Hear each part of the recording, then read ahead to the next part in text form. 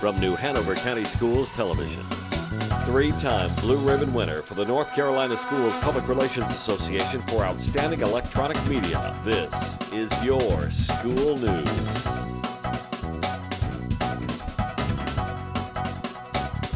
Welcome to your School News. I'm Alexander Ellsworth. And I'm Maggie Caudle. Topping our newscast this week, Board of Education holds regular monthly meeting. Middle school teacher named recipient of the North Carolina Farm Bureau Ag Grant. And Ogden Elementary celebrates the arts. Our top story this week, the New Hanover County Board of Education held their March meeting on Tuesday the 7th in the Board of Education Center. With the board notes is YSN reporter Ivan Santiago. Board of Education meeting featured a balanced mix of informational reports, old and new business. Let's get right to the board notes. Under recognition of achievement, school board members were recognized for passing their school boardsmanship training. Lindsay McDermott, 2017 Rookie Teacher of the Year, was recognized, and all the Southeast Regional Scholastic Writing Award winners were recognized. Under administrative personnel, Shamika Shuford was named the new CTE supervisor, and Dr. Edith Skipper was named the new C-Tech principal. Board member Bruce Shell gave the Head Start Liaison Report and Expenditure Report. Several reports were given under Information. Director of Human Resources John Welmers gave two presentations, one on the new online employment application process and a second on procedures for employee contract renewals. Assistant Superintendent of Technology Don Brinson gave a report on switching from printers to copiers, and Eddie Anderson, Assistant Superintendent of Operations, asked the board to proceed with steps for naming of the paint/grounds building at CBRC. Under the superintendent's report, a vocational rehabilitation report was given.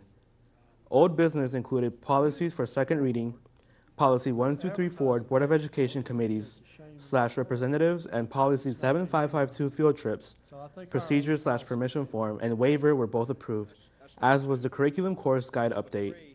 There were 9 items of discussion under new business. The board approved the audit contract with Sherry Becker, LLP, the change order to CMAR agreement of electrical switchgear replacement on Laney High School, additions and renovations, and the transit easement agreement with the Cape Fear Public Transportation Authority at Laney High School. Also discussed and approved were the polling place usage agreement with New Hanover County Board of Elections, the awarding of a new benefits provider contract, memorandum of understanding from Marine Science Academy at Ashley High School, school with Cape Fear Community College, and bids for copier contract. Finally, the board approved cabling for EA Laney High School and the Cooperative Innovative High School Program renewal for Isaac Bear Early College High School. The next regular Board of Education meeting will be Tuesday, April 4th, 2017 at 5:30 p.m. at the Board of Education Center, 1805 South 13th Street. As always, if you cannot attend the meeting in person, you can watch the rebroadcast Tuesday nights at 6 p.m., Friday mornings at 8 a.m., and Sundays at 1 p.m. Board meetings can also be watched online at www.nhcs.net. That's your board notes for March. In UNCW's 8th annual Black History Quiz Bowl, recently held in the Lumina Theater in the Fisher Student Center, Myrtle Grove defeated Williston 110 points to 90 points in a thrilling championship match. The event was sponsored by the UNCW Upperman African American Cultural Center, UNCW Black Student Union, UNCW National Pan-Hellenic Council, and the Juneteenth Committee of the Wilmington, North Carolina Incorporated. The contestants were students at Myrtle Grove, Noble, Williston, and Virgo Middle Schools. This was also Myrtle Grove's consecutive Black History Bowl championship win. The Myrtle Grove team was coached by Daniel Perry, a social studies teacher at Myrtle Grove, and team members included Mecky Timms, Saquon Gordon, Mackenzie Wallace, Aaliyah Chaston, and Janae Woodard. Students at Ogden Elementary were playing ukuleles, making tapestries, and learning to dance at the school's annual Arts Week. The 5-day event featured a diverse and exciting arts disciplines that challenged the students and brought out their most creative nature. We get a full report from YSN reporter Bridget Donovan. The Arts Education Week at Ogden offered the students a wide variety of art disciplines designed to heighten the students' awareness of the importance of arts in their lives and introduce them to a host of new art styles. The week kicked off with modern dance. The dance class from Laney High School came to Ogden and introduced the students to a dance style that focuses on the dancer's own interpretations instead of structured steps. Following the presentation, The students even got a chance to put what they learned into action. Artist Marguerite Genu, a textile artist, provided a fascinating opportunity for the Ogden students. Through her artistic method of creating textile collages that investigate the theme of mapping memory, she worked with the students to create an amazing tapestry.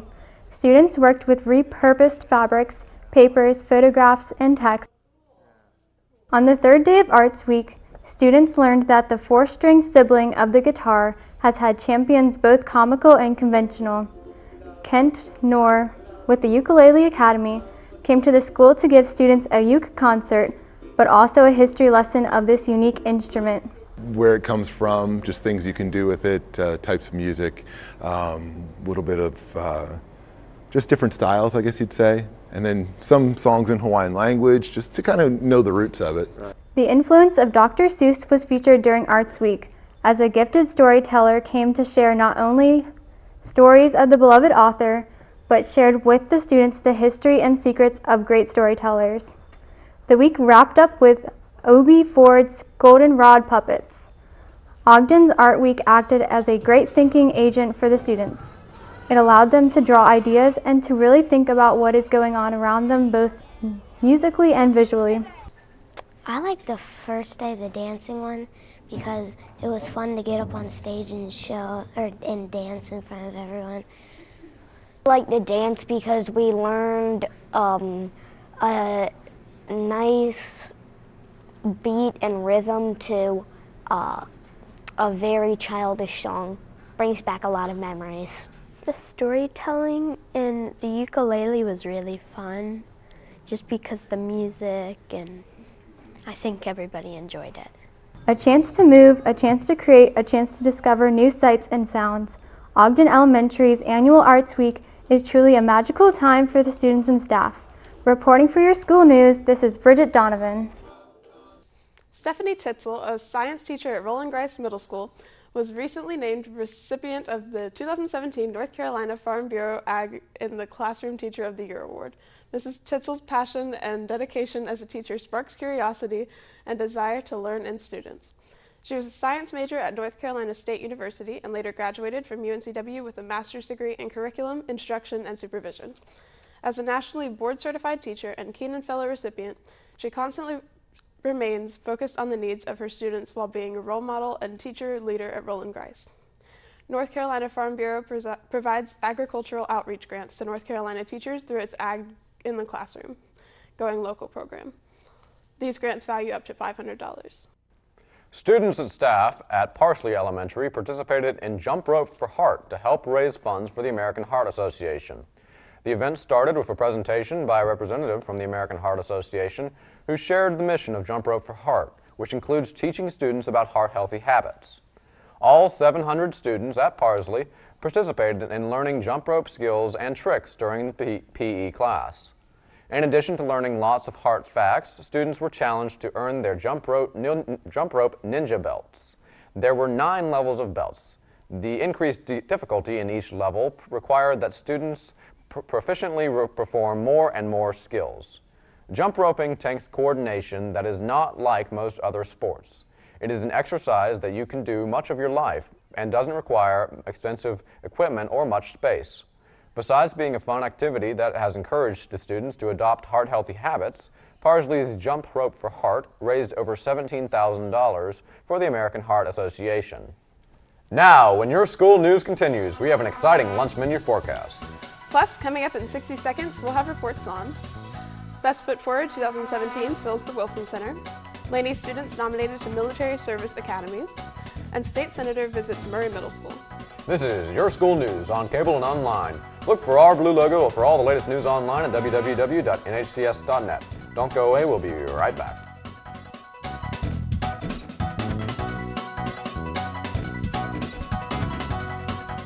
This new dad is picturing a tree house in the sky, but he's ignoring the instructions.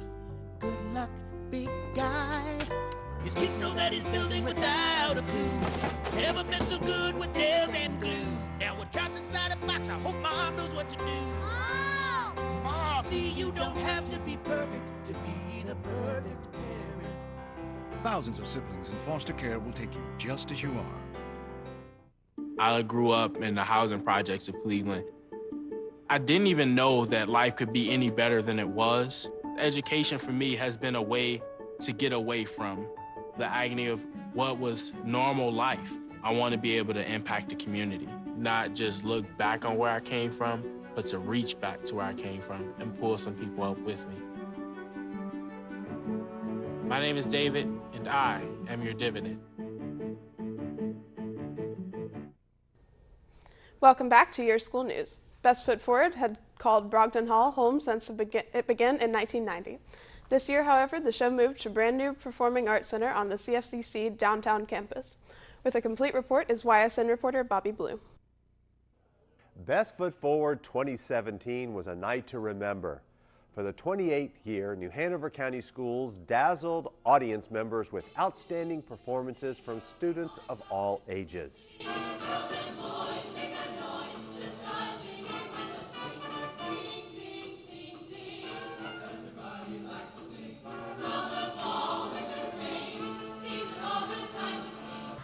Over 300 of New Hanover County's brightest and most talented students showcased the curriculum through dance, drama, and music. We did a lot of work, us big kids did a lot of work, and then towards the end we incorporated these youngsters here, and they did a really good job of getting ready in a short amount of time, but it was just a lot of practice and rehearsals. Well, I mean, I'm pretty nervous, but I'm excited because, you know, it's going to be fun and a good experience. This year's showcase featured 15 acts, offering up something for everyone. There were movie musicals, disco themes, songs of encouragement, and there was even a theatrical production. No matter what the act, it was a great night for all. Some acts brought people closer, some made people smile, and all of them left the crowd wanting more. Best Foot Forward 2017 was not just a night for the audience, it was also one for the performers. It was amazing. Like, when everyone was looking at me, I got stubborn, but whenever I just started calming down, I just felt much more better and confident. It was really cool. At the beginning, like, everyone got a little nervous, but once we all calmed down, I think it was a really good performance. Oh, I love that to have the opportunity that I was in Best Foot Forward program, because it gives a chance for me and everybody else who's here to express their feelings on stage and to show their acts and talents. And I felt really good about that because everybody says I have talent, so I just wanted to show it. It was really, it was really nerve-wracking, but as I got up there and I started having fun and I really started getting into the song and I felt more relaxed and I really enjoyed it. Since it's my last year, I really wanted, something big to remember, and I'm always going to remember this performance. It was scary because I was one of the soloists and the spotlight on you was very scary. But once you got into it, it was amazing. As one of the county's premier art events, Best Foot Forward not only entertained those in the audience, but it was also a magnificent learning experience for the student performers and a real showcase of the talent within our school system. Reporting for Your School News, this is Bobby Blue. Two Laney High School ROTC seniors were recently nominated by U.S. House Representative David Rouzer for appointment to U.S. military service academies. Chase Verzal, commander of the Laney High School Air Force ROTC, and Charles Broder, deputy commander of the Laney High School Air Force ROTC, were honored at a reception recently held at the University of North Carolina at Wilmington. Chase Verzal has been nominated for an appointment to the U.S. Air Force Academy, and Charles Broder has been nominated for an appointment to the U.S. Military Academy at West Point. Both students are still awaiting acceptance from the respective academies, but the honor of being nominated is commendable. North Carolina Senator Michael Lee visited Murray Middle School in Wilmington this week. Students from Ms. Steelman's class spoke with Senator Lee about concerns related to their public education opportunities as a part of an advocacy project. As parents, we naturally want what's best for our children, and that comes along with their education. As children progress through school, they need to be mentally challenged and focused as to not lose sight of a goal and become bored with education. The advocacy of giving students more educational opportunities to express, enlighten, and reach higher achievements creates a thirst for knowledge and betterment in students. This promotes friendly competition between each other and camaraderie as students grow and learn together. The students also shared their successes and appreciation for the educational opportunities that they are experiencing. Senator Lee also visited classrooms and spoke with some of the Murray Middle School staff. This is it, your last week of kindergarten registration for New Hanover County schools. Upcoming kindergarten students must be registered at the school within their residence attendance area. The registration will take approximately 15 minutes. To enroll a child in kindergarten, parents must present the following: the child's original certified birth certificate, proof of residence, certificate of immunization, photo identification, and a completed health assessment report. State law requires that all children in the state should receive certain immunizations. Records are checked when children enter school. Please visit the website on the screen for current immunizations required for school enrollment. Parents or legal guardians with questions concerning kindergarten enrollment may call the elementary school in their residential school district. Attendance areas may be verified by contacting Student Support Services at 251-2929 or 254-4292. Now, don't go away. Coming up, we have the Lunch Bill of Fare. Plus, in our education index, Super Grover becomes a STEM hero on Sesame Street. And check out these trending stories on the school system's website. Gregory student advances to the National Geographic State B semifinals. Board of Education announces change in venue. And Laney ROTC seniors nominated to U.S. Military Service Academies. Your school news continues after this break. Don't go away.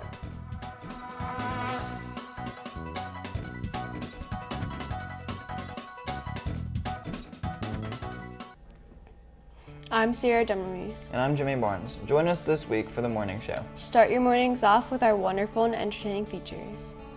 This week's show features our first ever episode of Cooking with Caitlin. In it, we will learn how to make a quick, easy, and delicious snack.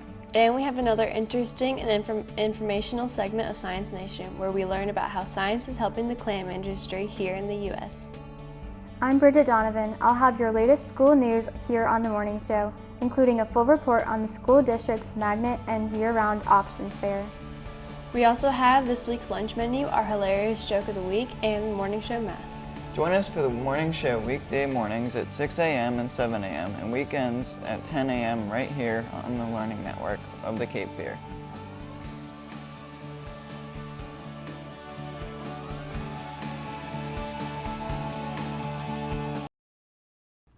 Well, welcome back to Your School News. It's time now for our Education Index, a look around the nation and the world at some of the top stories in educations. Topping the index is a small generator that could power a small light, but the invention could pay some big dividends for a group of Streamwood High School students in Chicago. Their wind-powered generator idea won the state competition in the Samsung Solve for Tomorrow contest, which encourages teachers and students to solve real-world issues using classroom skills in science, technology, engineering, arts, and mathematics. The 16 students will compete in this spring for 10 national finalist slots and ultimately win a prize of up to $200,000. The generator will stand about 2 feet tall and could power a safety light, an economical way of illuminating poorly lit neighborhoods or public spaces, such as parks or parking lots. It was a crazy idea, and even today no one is sure who thought of it. Whoever it was, 7 years ago, dozens of Sesame Workshop team members were sitting in a room preparing for the 41st season of Sesame Street. The mission was to create episodes that would teach children about STEM. That meant incorporating STEM throughout the show's classic street scenes. But the team also wanted a character to embody the ideas of STEM in separate segments. Which furry, wide-eyed Muppet could pull it off? With that, Super Grover 2.0 was born. Now, whenever the furry blue monster flies into a scene to solve a problem with his lightning bolt helmet and red cape, Super Grover throws his head back and loudly declares, "Now I will unleash the power of observation." The result of this creation is that now children can both see themselves in Super Grover and learn from his errors. His questions may seem silly to adults, but that's because Super Grover represents children whose thinking is uninhibited by rules about how things should function. We close our Education Index with another Betsy DeVos update. With historically black colleges and universities set to receive a boost from the federal government that they've long been asking for, our Secretary of Education stepped in and overshadowed the movement. In a speech, Ms. DeVos linked historically black colleges to her school choice agenda and lauded them for being pioneers in the school choice movement.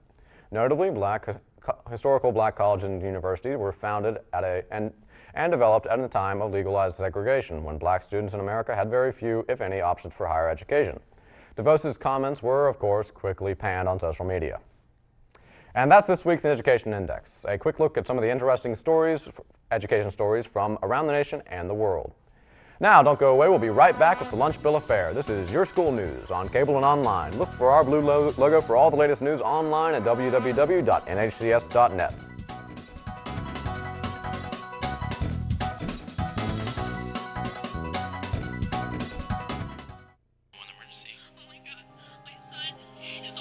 Okay, do you know what's wrong with him? I don't know what's wrong. I just walked in the bathroom and he's not here on the floor. Everything's going to be okay, ma'am. He won't respond and he's here too and I see pills on the floor. There are pills?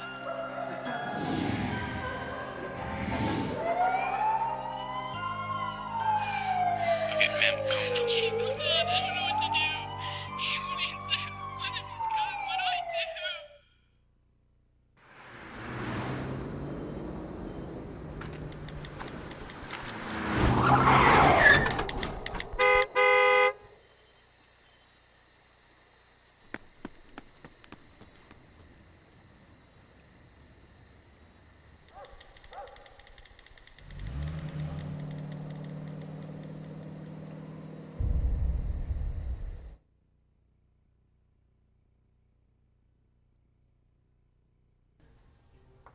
Welcome back to Your School News. It's time now for this week's Lunch Bill of Fare. Our lunch menu anchor, Hunter Ludman, joins us now with the week's school lunch menu so parents, students, teachers, and everyone working with the New Hanover County school system can plan their lunchtime options. Thanks. March is National Nutrition Month, so all month long I'll be sharing some important nutrition facts about every food group. But first, let's check out what your cafeteria is serving for lunch. On Tuesday, March 14th, choose from a pork chop sandwich, a grilled cheese, or stuffed crust pizza. On the side, we have veggie sticks, tater tots, garden salad, applesauce, and fresh fruit. On Wednesday, March 15th, choose from chicken fried rice with an egg roll, cheesy breadsticks, or pork barbecue with hush puppies and slaw. On the side, we have pasta salad, glazed carrots, garden salad, mandarin oranges, and fresh fruit. On Thursday, March 16th, choose from nachos grande, fish nuggets, and popcorn chicken. You also have a choice of a cornbread muffin or a dinner roll. Side items include black bean and corn salad, North Carolina sweet potato, garden salad, diced pears, and fresh fruit. Finally, on Friday, March 17th, choose from spaghetti with a breadstick, roast chicken with a biscuit, or a deluxe chicken sandwich. On the side, we have macaroni salad, baked potato, garden salad, mixed fruit, and fresh fruit. For the weekend, I've got my healthy tip. We all know that school can get pretty tiring, but let's try not to waste the weekend by laying around and doing nothing. Use this time to go out and have fun with friends and family. You don't have to go and do something crazy. Simply walking outside together can get the job done. After the weekend, start your week off with a chicken filet sandwich, lasagna roll-up with a breadstick, or corn dog nuggets.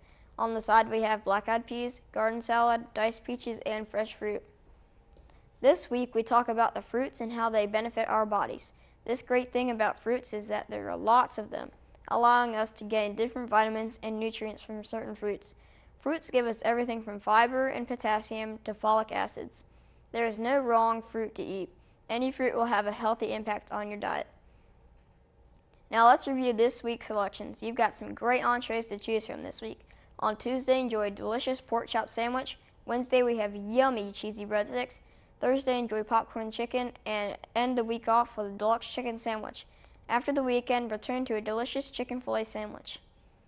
That's what's on slate for lunch at your school's cafeteria. So don't miss any of this nutritious, delicious, and healthy meals. With the Lunch Bill of Fare, I'm Hunter Ludman. Back to you. Thanks, Hunter. Don't forget, you can also catch the Lunch Bill of Fare during the morning show here on the Learning Network and get lots of healthful nutrition information online at www.nhcs.net/nutrition. Now, don't go away. Coming up next, teachers and students at Anderson Elementary celebrate reading.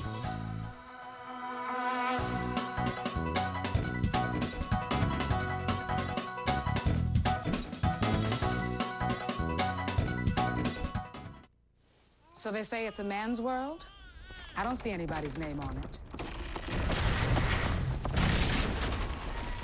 While they were doing their thing, we slowly changed our lives. Today, women can do anything men can do. And there's one thing we're even better at.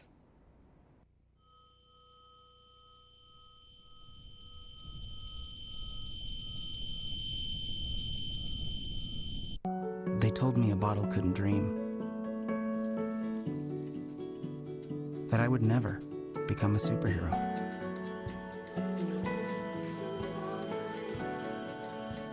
But I learned how to fly. Just to come back in a new disguise.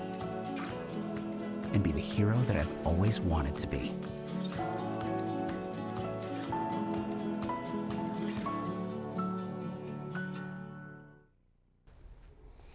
Welcome back to Your School News. Dr. Seuss books have stood the test of time. For generations, his books have taken rhythm and rhyme to new heights and tell outrageous and humorous stories. He is also connected to reading. He is so connected to reading that his birthday, March 2nd, has been deemed National Read Across America Day. To celebrate reading and Dr. Seuss's birthday, Anderson Elementary held a school-wide character parade. Students and staff at the school were invited to come dressed as their favorite character and bring in the book from where they were from. As students exited their classes to line the hallways, they saw their principal and staff members marching down the hall to begin the parade. There were many characters from Dr. Seuss books on hand, including the Lorax, Thing 1 and Thing 2, The Fish in the Pot, and Horton. There are also many other characters such as superheroes, Disney princesses, and even the entire cast from Willy Wonka and the Chocolate Factory and The Wizard of Oz. It was a fun time for everyone as the parade looped around the school, paused for dance breaks, and had grand moments of cheering. As it came to a close, teachers and students showed off their costumes in a contest for first place. Overall, it was a terrific day celebrating reading and the wonderful characters that are beloved by both the young and old alike. Well, that does it for this edition of Your School News. Recapping some of our main stories, the Board of Education held its regular monthly meeting. You can watch it online. Rolling Grice Middle School teacher was named the recipient of the North Carolina Farm Bureau Ag Grant, and Ogden Elementary celebrated the arts. Remember, Your School News is on cable and online. And don't forget to start your morning with our Light and Lively morning show, weekdays at 6 a.m. I'm Maggie Caudle. And I'm Alexander Ellsworth. On behalf of the entire YSN crew, thanks for watching New Hanover County Schools TV on the Learning Network. We close with music from Ogden's Art Week. Have a great day.